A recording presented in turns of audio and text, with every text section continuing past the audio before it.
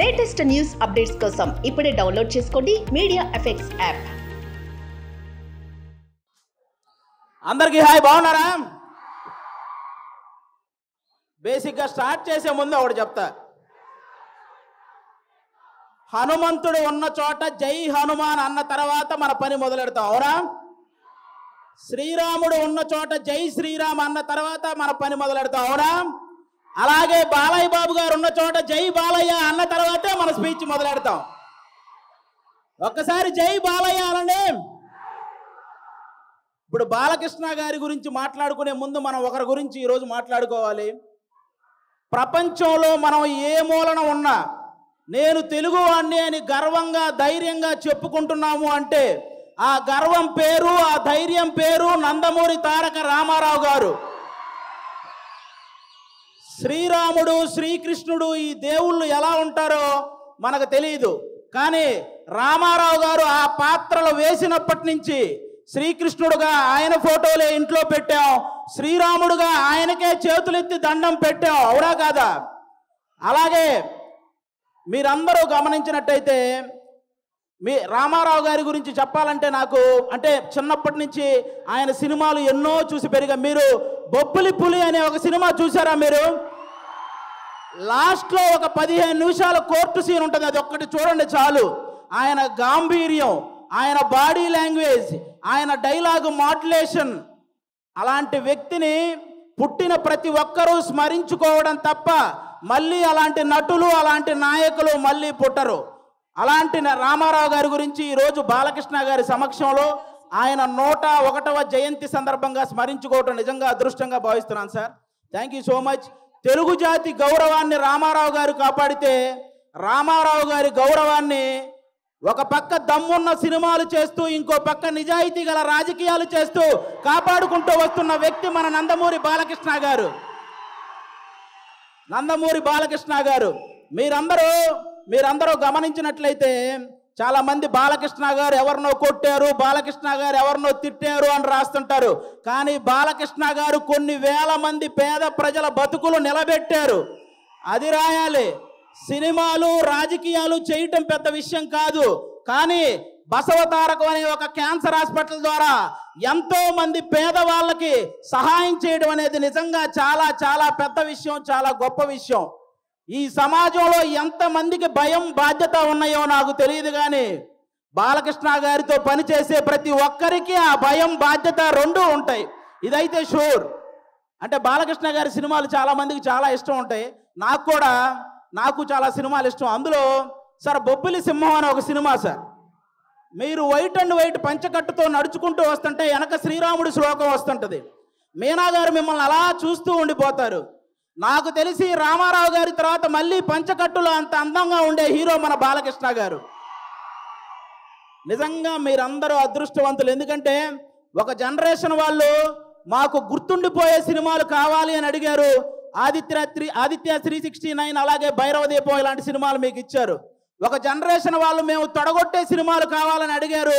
సమరసింహారెడ్డి, నరసింహనాయుడు అనే సినిమాలు మీకు ఇచ్చారు. ఒక జనరేషన్ వాళ్ళు మేము కాలర్ ఎగరేసే సినిమాలు కావాలన్నారు, సింహ లాంటి సినిమా మీకు ఇచ్చారు.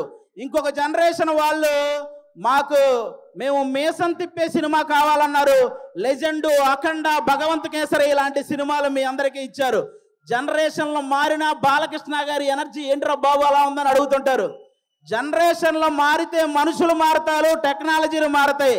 బాలయ్య బాబు గారి ఎనర్జీ ఎందుకు మారుతురా బ్లడీ ఫోల్ అని చెప్పండి. అంటే స్టాక్ మార్కెట్ గ్రాఫ్ అయినా పెరగటం తగ్గటం ఉంటుంది, కానీ ప్రజెంట్ బాలయ్య బాబు గారి మార్కెట్ గ్రాఫ్ పెరగటం తప్ప తగ్గటం లేదు. అంటే అటు పక్క సినిమాల్లో అన్స్టాపబుల్, ఓటీటీలో అన్స్టాపబుల్, రాజకీయాల్లో అన్స్టాపబుల్, సేవ చేయడంలో అన్స్టాపబుల్, అనవసరంగా దూరిన వాడిని కొట్టడంలో అన్స్టాపబుల్, అవసరం అని అడిగిన వాడికి పెట్టడంలో అన్స్టాపబుల్.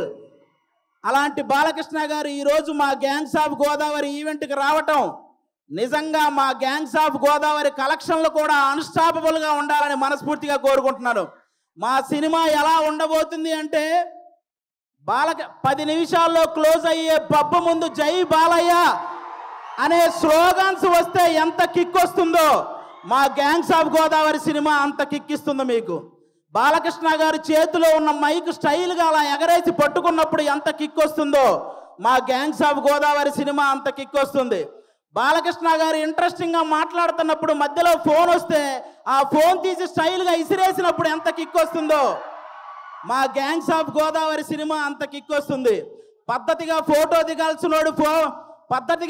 దిగాల్సినోడు ఫోన్ తెచ్చి మొహాన పెట్టినప్పుడు బాలకృష్ణ గారు అలా తడితే మీకు ఎంత కిక్ వస్తుందో మా గ్యాంగ్స్ ఆఫ్ గోదావరి సినిమా అంత కిక్ వస్తుంది. బాలకృష్ణ గారి సినిమాల్లో సెకండ్ హాఫ్లో వచ్చే క్యారెక్టర్ మనకి ఎంత కిక్కిస్తుందో ఈ గ్యాంగ్స్ ఆఫ్ గోదావరి సినిమా కూడా అంత కిక్కిస్తుంది. ఫైనల్గా ఒక మాటలో చెప్పాలంటే మ్యాన్షన్ హౌస్ వేస్తే ఎంత కిక్ వస్తుందో మా గ్యాంగ్స్ ఆఫ్ గోదావరి కూడా అంతే కిక్కిస్తుంది. ఒక్క మాట బాలయ్య బాబు గారి పర్మిషన్తో చెప్పాలనుకుంటున్నాను. రేపొద్దున నందమూరి నటసింహం, కొణిదెల కొదమసింహం అసెంబ్లీలో అడుగు పెడితే ఎంత కిక్ వస్తుందో మా గ్యాంగ్స్ ఆఫ్ గోదావరి కూడా అంతే కిక్ వస్తుంది. ఇది మీరందరూ గుర్తుపెట్టుకోవాలని నేను కోరుకుంటున్నాను. అలాంటి బాలయ్య బాబు గారు ఈరోజు మా ఈవెంట్కి రావడం నిజంగా మా అదృష్టం. Thank you sir, thank you so much. ఈ సినిమాలో విశ్వక్సేన్ గారు ఒక 28 ఏళ్ల కుర్రాడు రత్న అనే పేరుతో థియేటర్లో చేయబోయే మాస్ జాతరను మీరందరూ రేపు 31వ తేదీ చూడబోతున్నారు. మామూలు విషయం కాదు. అతను విశ్వక్సేన్ అనే అతను సినిమాలు చేస్తే ఒకటి పెట్టిన డబ్బులు వెనక్కి వస్తాయి, లేకపోతే లాభాలు వస్తాయి, నష్టాలు మాత్రం రావు. అలాంటి పర్ఫార్మర్ అతను. 24 క్రాఫ్ట్స్ మీద పట్టున్న వ్యక్తి మన విశ్వక్సేన్ గారు. అలాంటి వ్యక్తికి ఈ సినిమా పెద్ద విజయాన్ని ఇవ్వాలని మనస్ఫూర్తిగా కోరుకుంటున్నాను. ఇక డైరెక్టర్ కృష్ణ చైతన్య గారు తన మైండ్లో గుర్తొచ్చిన డైలాగుని మీ మైండ్లో గుర్తుండిపోయేలా రాసే రైటర్ కమ్ డైరెక్టర్ మన కృష్ణ చైతన్య గారు. మనందరికీ త్రివిక్రమ్ గారు అంటే చాలా ఇష్టం. త్రివిక్రమ్ గారికి కృష్ణ చైతన్య అనే వ్యక్తి చాలా ఇష్టం. కాబట్టి ఈ సినిమాలో ముఖ్యంగా కుప్పలుగా డైలాగులు ఉంటాయి. మీరు అవన్నీ కూడా ఎంజాయ్ చేస్తారు. నెక్స్ట్ అంజలి గారు మిమ్మల్ని సీత అనే ఒక క్యారెక్టర్తో మైమరిచిపోయేలా చేసింది. గీతాంజలి అనే ఒక క్యారెక్టర్తో భయపించేలా చేసింది. ఈ రోజు ఈ రత్నమాల క్యారెక్టర్తో ఆ 2 క్యారెక్టర్లు మర్చిపోయేలా చేయబోతుంది అంజలి గారు. ఇంకో పక్క మా నేహా శెట్టి డీజే టిల్లునే భయపెట్టిన రాధిక. ఈ సినిమాలో రత్నాకి భయపడబోతున్న బుజ్జి లాగా తను చూడబోతున్నారు.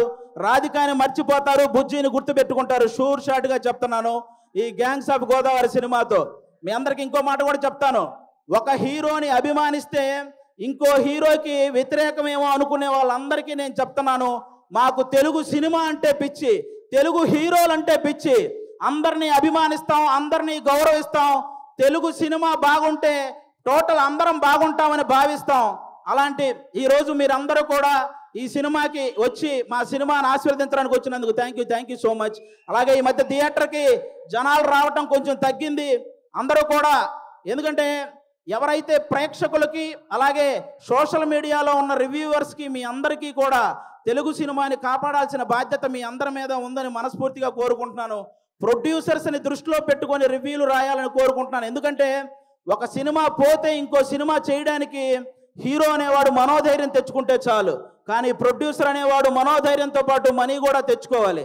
కాబట్టి ఆయన గురించి ఆలోచించి ఈసారి రివ్యూలన్నీ రాయాలని, తెలుగు సినిమాని బ్రతికించాలని మనస్ఫూర్తిగా కోరుకుంటున్నాను. Once again thank you sir. Balakrishna గారు